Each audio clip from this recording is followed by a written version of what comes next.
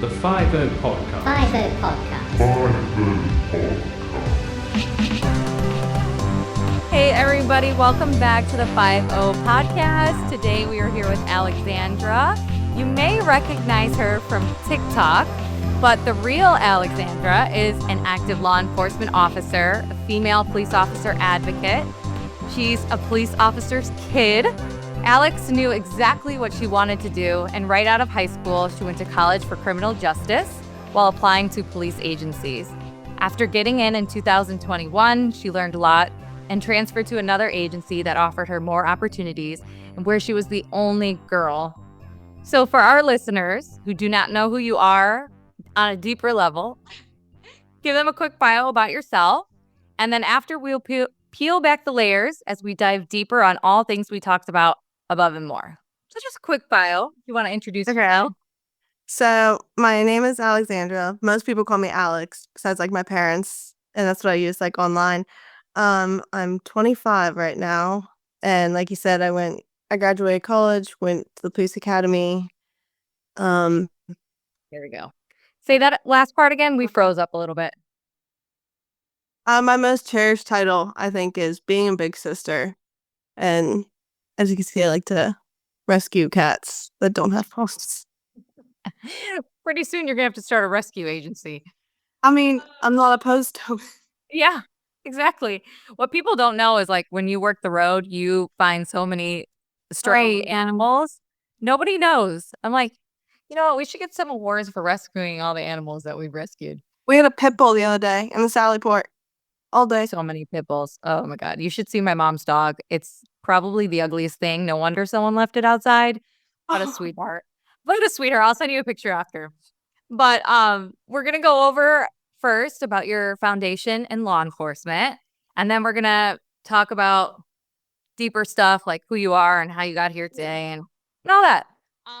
But what I love to ask everyone that comes on my pod is about like their family life and growing up, because everyone's journey to get here is so different. I feel like yours might be a lot similar to mine, but yeah, we'll see. Just tell us about your family life growing up. Where'd you grow up and how was that? So I grew up basically like in the country. I have two little sisters. Okay, so we did not grow up like never. I grew up in the country, like in the woods. I live next to cows. Like, I wake up, look out my window, there's cows in my backyard. Yeah. Wow. But I have two little sisters. And then it was just my mom, my dad. And I kind of was fortunate where I was able to like grow up before phones. So we played outside a lot, walked up the road to the barn, played with the cows, all that stuff. But it was hard being like not only the oldest, but then like my dad was a police officer. So my poor mother trying to have to keep 3 children quiet while he slept for midnights. Oh my God. I didn't even think about that. You're right. Yeah. Do your sisters want to go into law enforcement? No. Okay. Not at all. Was your dad or were your parents hardest on you because you were the oldest? Oh, yeah. Like you were the example? Oh, yeah. I had the hardest rules, even like more recent, like with my boyfriend when we first started dating. Like the rules were so strict. I had like a curfew. He wasn't allowed to be there past a certain time. And now my youngest sister there's no rules for her whatsoever. Yeah, I can relate to that. I was the oldest too. My dad's a cop too. And I was the example and, you know, had the hardest rules. And my youngest brother was like running free as a bird. Like, I'm like, hello, what the hell? I know. So I can relate. But it did make us, I feel like, good role models. And I feel like that's why you share like your story like you do, because you were kind of a leader of your family, it sounds like, of your siblings. Yeah. So my next question is, what inspired you to be a police officer? Was it your dad or was there other factors? This isn't to you, but I hate this question just because I feel like I never have like an adequate answer. I never had like an aha moment. It was always like, it just kind of felt like what was next. I feel like growing up, I watched cop shows with my dad at dinner time when we all ate together. It was the stories of who he arrested, what he did that day. And it always was like intriguing. And I feel like I wanted to be a detective like all throughout high school and everything. And I didn't know you had to be a police officer to be a detective. Like that just wasn't, they don't make that known. So that's what I always wanted to do. And then it wasn't really until my senior year of college where I was like, I have no idea what I'm going to do with my degree. Like, so I'm like, I guess it's the police academy because that's just kind of what it felt like it was like next in line. Like you go from high school, the next step is college. And then for me, it was like college, and the next step is police academy. Yeah, I get that. It is a hard question because I feel like even if you're like, I kind of wanted to do it my whole life, it's still kind of like, it kind of like you said, naturally, it's kind of like a natural next step for a lot of people. Or it's kind of like when you get out of college, same with me, or you start working a job you don't, you start working a job you don't really like when you're young. You're like, I should be a police officer. It's just kind of like I don't know if anyone's really knew exactly forever and ever and ever what they want to be, but so your background in policing, you started at what age? Were you 21 when you I went to started? the academy at 21. I turned 22 while in the academy. So I graduated at 22. So tell us about your first agency and like what brought you to your second agency. So I loved the first department I was at. The reason I left had nothing to do like with them. Yeah. But it was like my hometown agency. So I knew everybody there. Not only did I know all of the officers, but I was pulling over people I went to school with. I was going to calls with people I went to school with, and it was a very small department. I think we had 15 people. But we had 33 square miles that we had to cover. And then we had to cover the neighboring township because they didn't have any people. So that was another 15 square miles that we had to cover as well. That's So cool for 52 people. yeah. And you had two to a shift. So Wow. yeah, two to a shift. And there were times that, I mean, when I left that department, I was a police officer for 2 years. I was in charge of other people. I'm But believing. I'm like, I have like less than 2 years on. Why am I in charge of? But that's just how it was. You didn't have Yeah. enough people to, Wow. but it was like I said, it was a very small department. I mean, for me and what I wanted to do, like we did have a canine there, and that was something I was interested in, but they didn't want to renew that program, and that was one of my goals. And I just felt like what I wanted to do in my career as a whole, I couldn't accomplish there. And I mean, I knew everybody. So I was like, I was, shopping around to other departments and stuff. And I found the department I'm currently at. And it's like a medium size. I think we have like 50 people now. Okay. It borders the city. So we get the overflow from the city as well. But that whole process took a whole entire year. Yeah. And it was not only the change of pace, the different types of calls that you get, it's more fast paced, more action there. The pay was better because it's a bigger department. And so I applied there and I went through the whole entire process while being in my second year at my first department. And then I started working there this past January. And you were the only girl at your new agency? I'm the only female officer, so our chief is a female. Oh, that's cool. Yeah, but I am the only girl that's an officer, the only one that's working the roads that's a female. Yeah. Still. Still. I've been told I was the first female officer. I've also been told we haven't had a female officer at this department since like the early 80s. So there hasn't been No. a girl in this. I mean, it's like a bigger known department, so it's not like it's. That is wild, but that's really cool for you because I feel like you do have a lot more opportunities and you're really necessary, I'm sure.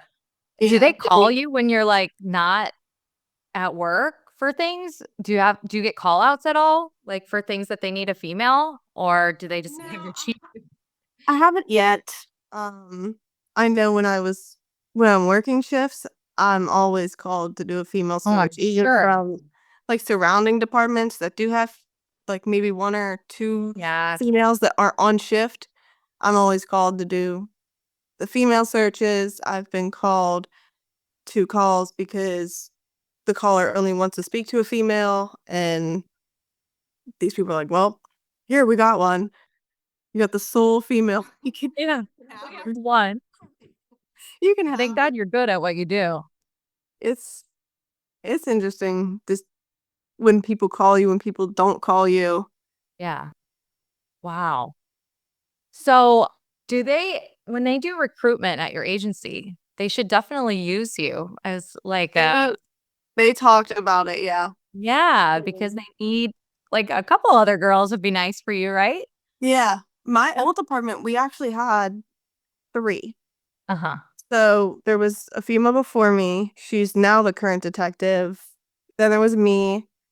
And then we hired another girl who just got out of the academy. And we were really close. I loved working with her. And To have then, a friend, like a girlfriend to work with. yeah. And then I left. And then they replaced me with another female, though. Oh, wow. They still have 3. They have 3 now. And now they only have 11 people. So, but Wow. 3 of them were girls. Big. I know. Wow. So, what units have you worked in or roles maybe have you had that have been your favorite or maybe most memorable experience so far? So I still only have like 3 years, so I'm still working towards being able to like apply to Yes. like specialty units. But at my first department, I was one of the officers that was in charge of like the health and fitness part of our department. Yeah. So last year I organized and held 9/11 stair climb with like the health and fitness thing, and it I loved it, and I got so much good feedback from it because there wasn't anything like that, like, in our area, and a lot of the people hadn't even heard of something like that. They didn't know that that was, like, a thing, Mm-hmm. but then I kind of felt like a fraud putting this whole thing on because I was 2 when it happened, so it's like, It's okay. You're still honoring and you're doing something good, you know? it It's was fine. fun. It was a And lot of then you fun. could bring all of that to your new agency, like your ideas and all Yeah. of that. And so at your new agency, do you work days or nights? So we rotate every quarter. Oh, wow. Yeah. So you spend, like, 3 months days, 3 months nights, 3 months days, 3 months nights. And you can switch if you Cool. want, like, with someone, like, if you want to stay on daylight, you find someone that's going to daylight, and you can switch with them, but we switch every quarter, basically. That's pretty cool. You get like the best of both worlds, kind of. Yeah. Is I it liked hard it. to adjust to it, like your sleep? Yes and no. I mean, you have 3 months, so you Yeah. have time to adjust, and you're stuck with that schedule, and then you kinda have to readjust again, but I think it's easier for me, like, in my old apartment, we did 2 12s and 2 8s. But I was the full-time floater, so I didn't have a, like, specific partner. Mm. So I could work a daylight, a midnight, and afternoon all in 1 week, like, Oh, wow. all after each other. So my sleep schedule, I'm used to just being able to just fall asleep whenever, wherever. Girl, I And wish I had that problem. Last night I didn't even sleep a minute. Oh my Lord. So when you chose this career, did you have any pushback or was your family like super supportive? Were they surprised? How did that go? I don't think they were surprised. I am, in the most literal sense, my father's daughter. I am literally him as a female, like, attitude, personality, everything. So, I don't think it was a surprise. My mom didn't really have I'm sure she, like, wasn't thrilled, but she didn't really have any, like, opinion that she offered for Yeah. it. Like, she wasn't negative about it, but she also wasn't like, "Yeah, let's go, let's go." And my Yeah. dad, obviously he didn't push back. I think he knows better than to Mhm. push back, but he wasn't thrilled. with the idea. He just told me, you need to find something less dangerous, don't do this. It's not what it used to be. Yes, yes, we've all heard that. Yeah. But I I feel was like my teenage situation years. was similar. Yeah. Okay, so they were supportive. Yeah, They were yeah. supportive. I Yeah. wouldn't say they weren't. And your dad, did he work at your first agency with you? Did you guys work together or was he at a different agency? He was full-time elsewhere, part-time at the agency that I worked at. So he would work Oh, maybe like 2 shifts a month there in my first okay. agency. I worked his last shift with him at like that agency we worked together with. And it was so funny because he technically obviously has seniority over me, but he was like, I don't know how to use this crash program. And it was a Yeah. snowy January. And I think it was an 8-hour shift. We had like 6 accidents. And so we barely even got to spend any time together because we were both like going back and forth between these accidents. And he was like, well, I'm done here, so you can do all these accident reports. And I'm like, So you actually got to work together. That's so yeah. cool. I would give anything. That's awesome. That's like a great memory for you to have forever. And it's I love fun. that. He his full-time agency was like 5-10 minutes away from where I work. So we still like ran into each other. Like if we had something big, their apartment would come back us up and vice versa. That's But awesome. I yeah. love that. That's so cool. So, what inspires you to be a voice for women in law enforcement? I can see why already from talking to you, being the only girl and being in a department with only 3 girls, that naturally, if you have a voice, you're going to use it. But what inspires you to speak up on social media for women? I think part of my generation too is just like being on social media, and I just you just post what you do. So that's kind of how it started. Was my I guess your TikTok fame started because I posted Dunkin' Donuts videos, and then yeah, that's what got me the first like 30,000 followers was Dunkin' Donuts videos. Oh my God, I'll have to go look. No, it's nothing great. Then I started posting like when I was in the academy, like, oh, like get unready with me, like my day after the academy or when I went to do a PT test. And then I started seeing people were like actually interested in it. And there were other girls who were like, oh, I want to do this. I want to do this. And I think part of it has to do with growing up. I obviously grew up in law enforcement. That was nothing foreign to me. But I never really saw anyone or any females, and that never really bothered me, but I never like you never looked at someone and you're like, "Oh, that could be me one day." It's like I had to look at these 40-year-old men and be like, "That could be me one day." Yeah. And the women you did see, it was very rare, and they were usually like older women who were at the end of their career, and you didn't really resonate with them whenever you saw them. And then I kind of was like, "Well, I'd want." So I remember researching and searching videos on TikTok, on YouTube of how to do your hair for the police academy, what you need for the police academy, types of boots or pants that you need for the academy, and there was nothing. And the Yep. few videos they were all guys. I'm like, this doesn't help me. So then I'm like, well, this is something I'm going through. I'll just post about it like I post everything else about my life. And then people started being interested in it. And I was like, well, if no one else is gonna do it, then I'll do it. Cause I would have died for a fun tutorial on Yeah, TikTok right? when I was doing into the academy. Right. No, exactly. And I feel the exact same way. When you post on TikTok, are you ever afraid of putting yourself out there and like receiving backlash, or have you experienced any backlash? Oh yeah. Oh yeah. I'm best friends with the block button. Um I keep it in that back pocket. I'm not gonna let that has no place there. That's it. What I'm posting isn't for you to come and say something negative about it. If you don't agree with it, just keep going. You are not my target audience. So, but oh yeah, I'm all the time, and I have to get better with it. That I'm like, oh, what if someone thinks about it in this way, or what if someone doesn't like it? Who cares? Who cares? Because who I'm posting for, they need that video. They want that video, Yes. and the amount of positive comments outweighs all the negative comments. And I mean, you're always going to have those trolls and those haters and the negative comments. But those are people that I think they're just insecure with themselves or are threatened by a female in a position of power that they're not in. So go along. You're And damn right, girl. You are damn right. but And I used to fight with them. I used to fight with the comments. Sometimes I still find myself doing that. But sometimes you can't help it. I mean, it's but block. yeah. Just block.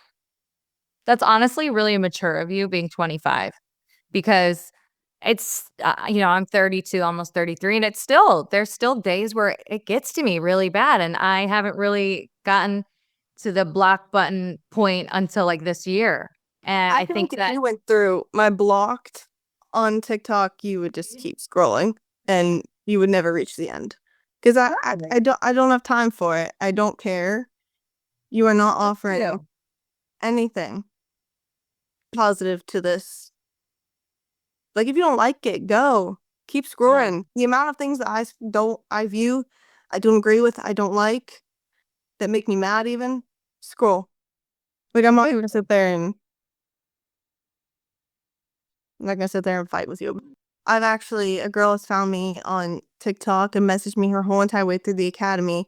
Her dad is actually a police chief, but she told her dad that she was like talking to me on TikTok and everything, and he thought it was great that she had a female who was where she was trying to be instead of listening to her dad. Her dad could tell her all the advice, but there's just certain things that he can't relate to. She made through the academy. She sent me a picture of herself whenever she graduated, and now we work close-ish in terms of departments. Um, Another girl is currently in my local academy, and she found me. She's like, "Oh my gosh, that academy looks familiar. That's where I go." So then she's been messaging me about like being through the academy, and it's not even just the people that I know personally. Like I message people all day with advice. Like they'll hit my DMs and I'll sit there for hours giving them advice. For it's such a testimony to like who you are and how powerful social media could be.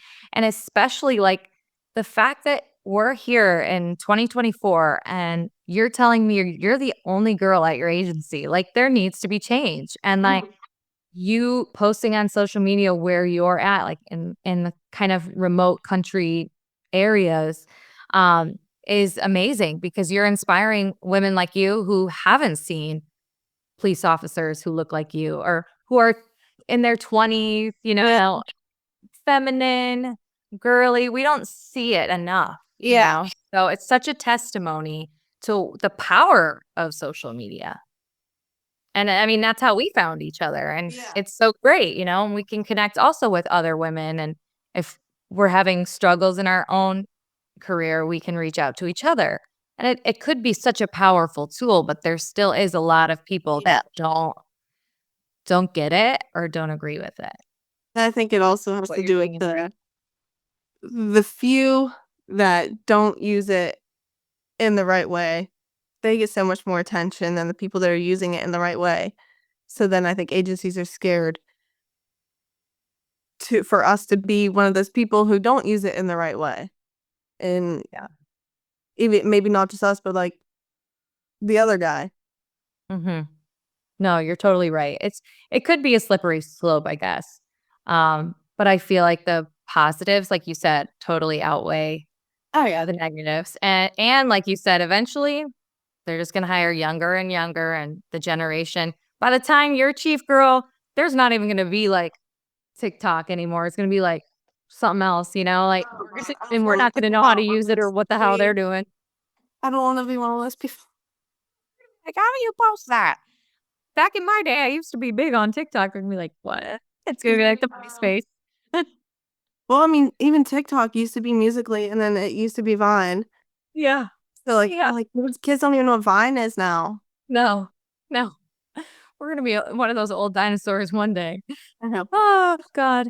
So, what's best advice you would have for a girl maybe who's watching this or watching your page who is thinking about going into law enforcement? Do it. I mean, if you are thinking about it and you can't, I get a lot of comments about like, my family doesn't support me doing this, and I understand that. I really do. But like you at the end of the day, you can't listen to them because it's your life and eventually they'll learn to support you in it. But I think it's just you can't be afraid that if you're gonna be the only girl or how you're gonna be treated, you're just gonna have to go for it because there's gonna be other girls that are looking up to you. And you can be that person that I was for you. And then just keep it going. Yeah, totally agree. So, and also as far as advice, what's the best piece of advice your dad ever gave to you? Oh God. I mean just like don't trust anybody. Don't assume anything. Um so I know you, like as younger generation of the police officers will be like, oh, I know this, and he's like, no, don't assume. Don't assume. You can't Mhm. assume. And just it's not even just like the don't assume something about the public or the people that you're dealing with, but also about your coworkers, is you have to be trained and at your best game because you don't know who you're going to be working with. Yeah, But and just to definitely. treat everybody kindly and with respect, just because you're arresting them doesn't mean that they don't deserve the respect of a normal human being. Like the amount of times it was just recent, just like two other times that my partner and I arrested somebody and they were like, why are you so nice? And I'm like, what do you mean? They're like, you're really nice to me right now. And I'm like, I have no reason to be mean to you. I'm just, I have a job to do and I'm doing it. There's no reason for me to be rude to you or treat you differently. You know what you did. You're treating me with respect. You're being cool with me, and I'm gonna do the exact same to you. That's how you get the most cooperation Yep. every time. Yeah.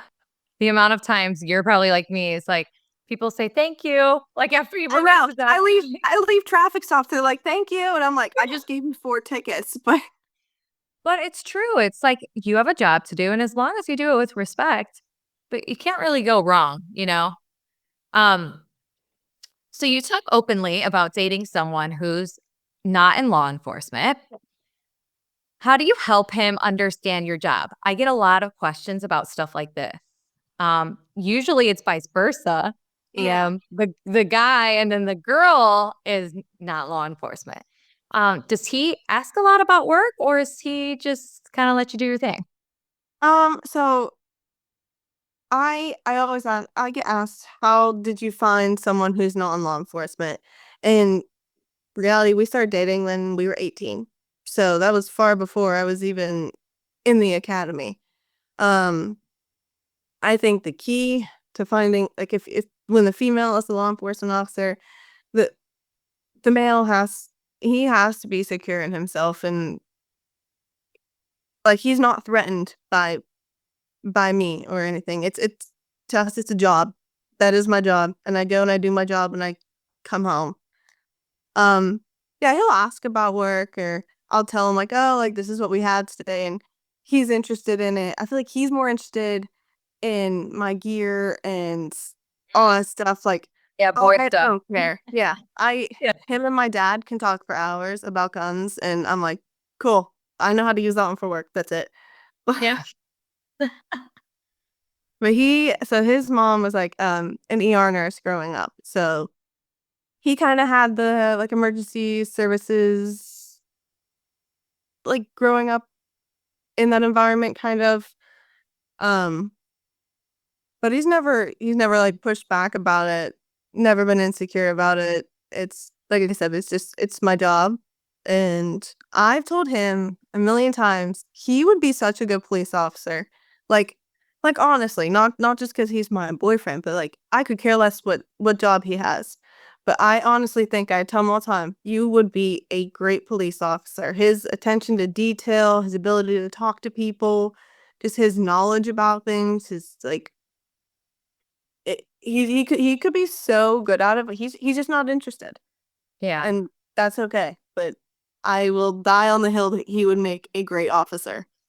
Yeah, he probably would because you're dating him. He's probably a great guy, like He's make just good not people. interested. Yeah. Yeah. And I'm like, okay, I'm like, it's not for everybody. Just because it's Yeah. not for you doesn't mean you can't be great at it. But I think one of the things you said was the most important for like any female listening who in the same situation or wants to be in the same situation, dating a man who is secure. Because yeah, as a woman on this job, we are surrounded by men. And if your man can't handle that, it's not going to go well. It's just not. So having a yeah. very secure man is key. You And I hit the think nail on the head. it's not only like that aspect of it, but being secure in his own masculinity to where Yeah. he's not going to be threatened by me that works like a men's job or a man's job. That's like I've seen it before where the girl is dating a guy who's not in law enforcement and he's not, he's almost insecure that the female has more of a man job than he does, and it just doesn't go well. But Yeah. it's hard. I, It's definitely hard. I think it usually works out better whenever you start dating that person before you get into law enforcement, which I know is not can't be the reality for everybody, but I think just my experience that I can't imagine going out and trying to date like a civilian now. hard. It's really hard. Mm. Yeah. Yeah. I think that you guys are doing it the right way. For sure. Um, so let me see here. I have so many questions for you. Oh, let's talk about you you rescuing animals at work. So tell us a little bit about that. I just think that's fun and like we talked about before we started recording, I don't think people understand how many animals that police officers rescue at work like all the freaking time. So tell us So how I many you rescued and how you do so it. I actually never rescued any from work. I came this close once to rescuing Cat that this family called about, and she just like would sit in like my vest, like in my outer carrier, and she would just sit there and she wouldn't stop meowing, and it was like I almost took her home. But yeah, the amount of like stray dogs or lost dogs, found dogs that we get called to, um, my previous agency, we actually had a working relationship with the local humane society where we could take like dogs that we found that nobody will claim and take them to the humane society and give them food and water, and like we had a code to the back door, and then for like midnight shifts or whatever, and they would take them in and care for them in the morning. Where I'm at now, we don't have that, so it's so hard. It is so hard, and I know we took in a Rottweiler a couple months ago, and nobody would claim her, and we had nowhere to put her. So she lived in the Sallyport for a week, and it was up to us to feed her, to take her out on walks, to do all this in addition Wow. to the calls that we got all day. And it's it's so hard and it's so time consuming too because you can't just leave this dog on the side of the road. But Right. You can't. Like I don't right. understand what agencies are supposed to do if there's no like shelter or rescue nearby. Yeah, we try to call like dog wardens, or sometimes citizens will step up and take the animal in, but I think people almost think we're cruel when we're like, I can't take this dog. Like I can't take this dog back to my station. Like I just can't. Yeah. And it almost leaves the civilians, like the people that found it, stuck with this dog, which isn't right either. But there's nowhere for nothing for us to do with Yeah. this dog. Or Yeah, there's so many things like in policing that people don't realize that we do, like random things like that. Like that nobody knows, but you're a big animal lover. Yeah. And you want to be canine. Does your does your agency have canine? We have Your two agency? right now. Yeah, we have two right now.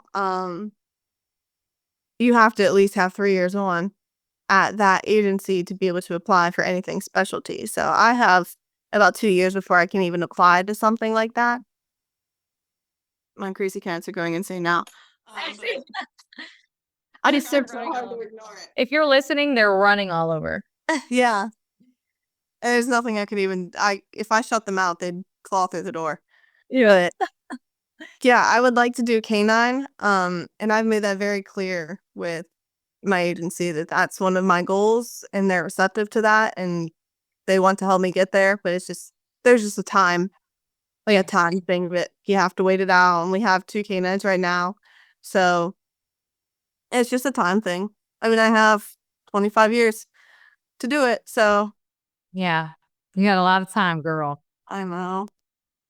So I'm assuming that's one of your goals for the future, but do you have any other goals for the future, or what can we expect from you, whether it's at work or maybe social media? What do you got cooking over there? So canine is one of the things I'm most interested in. I was also dancing around the idea of doing negotiations. Oh, yes. Because we have a SWAT team, and they have negotiators, and I've went to trainings with them and sat with them and watched what they do, and I think I would be really good at it, and that's something that I'm interested in. Um, Other than that, I mean, I love the community events too. Um, a lot of the pictures I have of me on the job from my first agency are with kids doing community events, and um, I just did a shop with a cop 2 months ago, it, and that was so fun. But I think just staying social media wise, staying where I'm at almost, and inspiring and still posting and encouraging other girls to get into policing, maybe going and speaking at places in the future. Who knows if they'll use me for recruitment? Yes, I think so. I think that would be great for you, recruitment. And then also, if you do get into canine, if you do get into hostage negotiations, those are awesome things to talk about on your social media too, because canine handlers as well. We don't see a lot of women canine handlers. So, like you using your stories and your experiences on social media is great. What you're already doing, like you said, Yeah. is great. If someone visits your page, what do you hope that their takeaway is from looking at it? Um, Target audience wise, I would hope that if a girl went on my page, she basically would find everything she had questions to, find the answers. Um, I try to post a little bit of everything when it comes to being a female in law enforcement, whether it's hair tutorials or hair care or what life looks like when you have a day off. Because I think that's important too. A lot of people think that that's just what they look at, and they don't see that you're literally, my bio used to be just an ordinary girl or something, because that's literally what I feel like I'm just a girl and like everybody else, but I have this unique job, and I just post about that. I just hope I give people a little bit more confidence, and they see themselves represented in a way that isn't represented much, and they kind of see that if she can do it, I can do it too.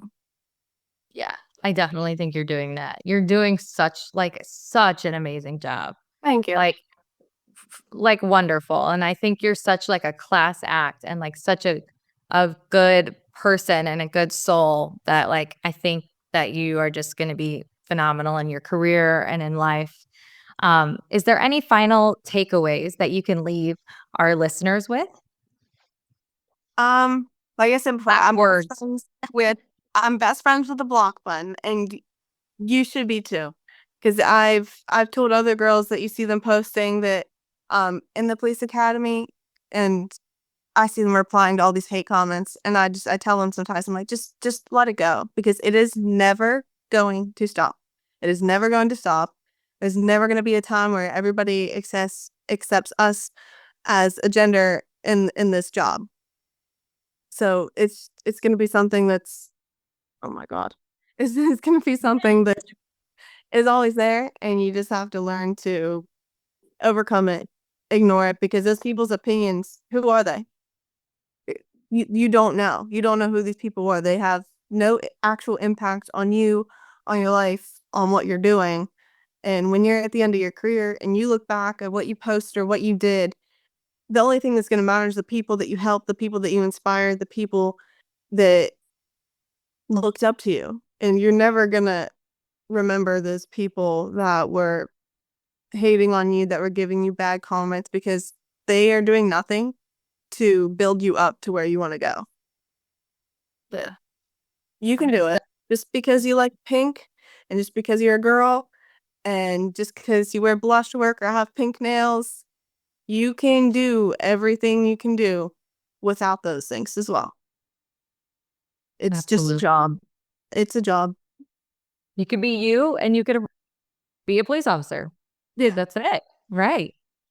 And I just want to reiterate like how young you are and stuff too, because like if I do feel like a lot of girls are worried that they might be too young, or start too young, but like take Alex as your example. Like, you're so mature, and if you feel like you're ready, like, you can do it. Yeah, I got in at 21 at the academy, and looking back, I'm like, oh my God, like I was very immature in the sense that I was just young. Like, I look at my sisters now who are like 21, I'm like, I can't imagine you doing that. And I'm like, but now, yeah, it feels like time is running out, but at the same time, I feel like I'm just beginning. But I feel like the time running out thing, that's a whole nother, that's just being a girl. But Yeah. You got plenty of time, girlfriend. I know, I have to remind myself that all the time, but it's just that thing that's in the back of your head. And I try to tell myself it's just a feeling, because there is no being behind. It's just a feeling that you feel behind based on everybody that you're looking at and comparing yourself to. Yeah, and I think you're in a league of your own, girl, and I think you're gonna do amazing things. If people are listening, where could they find you? What's your TikTok handle? So, oh God, I changed it. I think it's. You want me to look it up? I know it's Alexandra Grace, but I don't know. I think the underscore is either before or after. Let me see. But TikTok is the only. I guess I would say public. Which is good, I think. Yeah, people ask me all the time, "What's your Insta? What's your Insta? Do you have Instagram?" I'm like, no. I mean, I do, but it's private. It is for my friends, my family. TikTok is what's the? Oh God. Her TikTok is underscore Alexandra Grace. Yes. I love it. Her cats are running all around. If you're a listener, her cats are running all around. They want to be in the podcast. I don't blame them them. on the windowsill. They're trying to chase the bugs looking outside. Their mom's a TikTok star, so they want to be a star too. They probably could. Well, Alex, thank you so much. Like, I know you're a busy girl, and I don't know where you're gonna be in 10 years, but I feel like you're gonna be a freaking superstar. And I'm like so excited to know you and to have chatted with you and connect with you. And I hope we stay friends and stay connected. And I'm just really proud of you. Thank you. I think you're so incredible for being 25. I look at myself when I was your age, and I was nowhere near as mature and like in my mind and everything as you. So I hope the young girls listening, like, definitely give you a follow. I think you're such a great role model. And I'm just so excited that we made this connection. And I'm so thankful that you came here today. And I have to say, I have to give some of the credit of being mature, even where I'm at, to people like you. And I mean, I have that whole TikTok of the people that I look up to and females in law enforcement. And like, I couldn't do it without seeing like the few other girls that have done it too. And I hope that there's a whole bunch after me too. And there already are, and I see them, and I'm like, yeah. I know, me too. We're like, we're a girl gang. And I hope someone sees their TikTok and then they do the same thing. I gotta plan like an outing. I want to get us all together, like on a vacation. All the TikTok. We gotta do it. But thank you so much, girl. And please be safe, and we'll be watching. You too.